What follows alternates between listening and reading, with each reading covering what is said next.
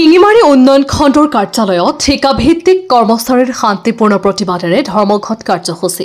সদৌ অসম গ্ৰাম উন্নয়ন আৰু পঞ্চায়ত বিভাগৰ ঠিকাভিত্তিক কৰ্মচাৰীৰ 4 দফীয়া দাবীৰে এই ধৰ্মঘট কাৰ্যসূচী।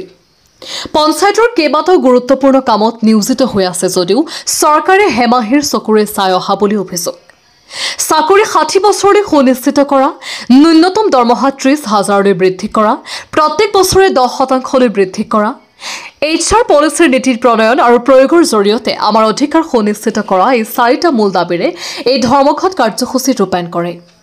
চৰকাৰে আহ্বান ঠিকাভিত্তিক কৰ্মচাৰীৰ দাবীসমূহ মানি নললে আগন্তুক দিনত জিলাভিত্তিক পৰৱৰ্তী সময়ত ৰাজ্যিক ভিত্তিক গ্ৰাম পঞ্চায়তৰ কৰ্মচাৰীয়ে এই ধৰ্মঘট কাৰ্যসূচী চলাব বুলি হুংকাৰ প্ৰদান কৰে। হয়, সৰ্বপ্ৰথম আমি সদৌ অসম ঠিকাভিত্তিক কৰ্মচাৰী গ্ৰাম উন্নয়ন বিভাগৰ আপোনালোকক সংবাদ কৰ্মী বন্ধুসকলক আমি ধন্যবাদ জ্ঞাপন কৰিছোঁ। আমাৰ দীৰ্ঘদিন 10-15 বছৰ ধৰি পেলাই আমি এই গ্ৰাম উন্নয়ন বিভাগত আমি কাম কৰি আছোঁ। বিভিন্ন ধৰণৰ গৃহহীন ব্যক্তিক আমি ঘৰ বনাই দিছোঁ। আমি 60 বছৰৰ ওপৰত বৃদ্ধ মানুহক আমি পেঞ্চনৰ ব্যৱস্থা কৰি দিছোঁ আৰু MGNৰেগাৰ জৰিয়তে আমি গোটেই কৰ্মচাৰীয়ে বিভিন্ন ধৰণৰ উন্নয়নমূলক কামত আমি জড়িত হৈ আছোঁ। দেখা গৈছে যে চৰকাৰে আমাক গুৰুত্ব দিয়া নাই, গতিকে আমি চৰকাৰৰ ওচৰত দৃষ্টিগোচৰ কৰিব বিচাৰিছোঁ আৰু আজি আমি দুদিনীয়া কাৰ্যসূচীৰে ব্লকত আমি প্ৰতিবাদ সাব্যস্ত কৰিছোঁ ন্যায়িকভাৱে।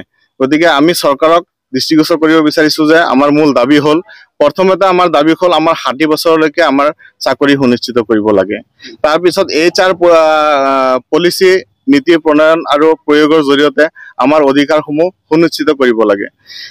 দেখা গৈছে যে চৰকাৰী কৰ্মচাৰীবিলাকে যেনেকৈ দৰমহা পাই আছে, গতিকে আমাক সেইমতে ন্যূনতম আমাক 30,000 টকা এটা দৰমহাৰ ব্যৱস্থা কৰি দিব লাগে। তাৰ উপৰিও আমাৰ যোনটো সমকামৰ যোনটো মূল্য, সেই মূল্যটো চৰকাৰে আমাক দিব লাগে। আমাৰ কাম একে, গতিকে আমাৰ বেতনো একে লাগিব। এইটোৱে আমাৰ দাবী আৰু এই দাবীত আমি অটল আছোঁ। যেতিয়ালৈকে চৰকাৰে আমাৰ দাবী মানি নলয়, আমি এই কাৰ্যসূচী দীৰ্ঘদিনীয়াভাৱে আমি চলাই যাম। বৰ্তমান আমি দুদিনীয়া কাৰ্যসূচী আমাৰ 12 আৰু 13 তাৰিখে আমি ব্লকত আমি কৰিম। তাৰপিছত আকৌ আমাৰ মাজত এটা গেপ থাকিব, যিহেতু চৰকাৰী বন্ধ আছে। তাৰপিছত 17-18 তাৰিখে আমি জিলা পৰিষদত কৰিম। তাৰপিছত আমি অনিৰ্দিষ্ট কাললৈকে আমি এই কাৰ্যসূচী আমি চলাই যাম। চৰকাৰে যেতিয়ালৈকে আমাৰ দাবী মানি নলয়, আমি এই ন্যায়িক যোনটো যুদ্ধ, আমাৰ এই যুদ্ধত আমি প্ৰতিবাদ আমি চলাই যাম। কৰ্মবিৰতি আমি পালন কৰি আছোঁ। আজি আমি শিঙিমাৰী উন্নয়ন খণ্ডৰ তৰফৰ পৰা সমূহ সংবাদ কৰ্মীসকলক ধন্যবাদ জ্ঞাপন কৰিছোঁ আৰু আমি আজি ন্যায্য প্ৰাপ্যৰ দাবীত আমি কৰ্মবিৰতি পালন কৰিছোঁ আৰু অনিৰ্দিষ্টকাললৈ আমি ধৰ্মঘট অনুষ্ঠান কৰি যাম। আমি 4টা দাবী ইয়াতে উত্থাপন কৰিছোঁ। আজি 17 বছৰ হ'ল আমাক চৰকাৰে এই দাবীসমূহৰ পৰা বঞ্চিত কৰি আহিছে। গতিকে আমি যিটো পাৰিতোষিক পাওঁ, সেই পাৰিতোষিকটো আমি অকলেই চলিব নোৱাৰোঁ। গতিকে আমাৰ সংসাৰখন বা আমাৰ পৰিয়ালটো আমি কেনেকৈ চলাম? আৰু আমি দাবী কৰিছোঁ তেওঁলোকক যে আমাক 30,000 টকা পাৰিতোষিক দিয়ক আৰু আমাক 60 বছৰলৈ আমাৰ চাকৰি সুনিশ্চিত কৰক আৰু HR পলিচিৰ জৰিয়তে আমাক কামৰ মৰ্যাদা দিয়ক আৰু 10% আমাৰ যিটো বছৰি ইনক্ৰিমেণ্ট হয়, সেইটো আজি অলপ দিনৰ পৰা আমাক দিয়া নাই। গতিকে সেইটো আমাক আকৌ পুনৰ দিবলৈ আমি চৰকাৰক অনুৰোধ জনাইছোঁ। আমি আজি আৰু কালি 2 দিন ব্লকত বহিম, তাৰপিছত আমি মাজতে অলপ গেপ ল'ম। তাৰপিছত আমি আকৌ 17-18 তাৰিখ আমি জিলা পৰিষদত বহিম। তাৰপিছতো যদি তেওঁলোকে আমাৰ এই দাবীসমূহ মানি নলয়, তেতিয়াহ'লে আমি অনিৰ্দিষ্ট কাললৈ এই কাৰ্যসূচী পালন কৰি যাম বুলি আমি পালন কৰি যাম।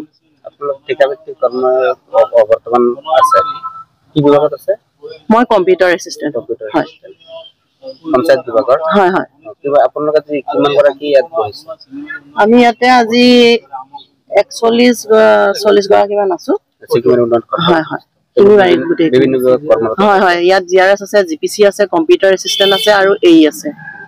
গতিকে আমি সকলোৱে লগ লাগি আজি ইয়াত অৱস্থান ধৰ্মঘট কৰিছোঁ। চৰকাৰক কি দাবী জনাব বা আহ্বান কি জনাব? আমি চৰকাৰক এইটোৱে আহ্বান জনাইছো, আমিতো ইতিমধ্যে আমি ইয়াত আমাৰ দিয়া হৈ আছে বেনাৰত 4টা আমাৰ দাবী আছে। এই 4টা দাবী আমাক চৰকাৰে যদি পূৰণ কৰে তেতিয়াহ'লে আমি আমাৰ কাৰ্যসূচী উঠাই ল'বলৈ আমি আমাৰ কাৰ্যসূচী উঠাই ল'ম। যদিহে এই মানে আমাৰ এই দাবীসমূহ মানি নলয় তেতিয়াহ'লে আমি আমাৰ কাৰ্যসূচী চলাই যাম।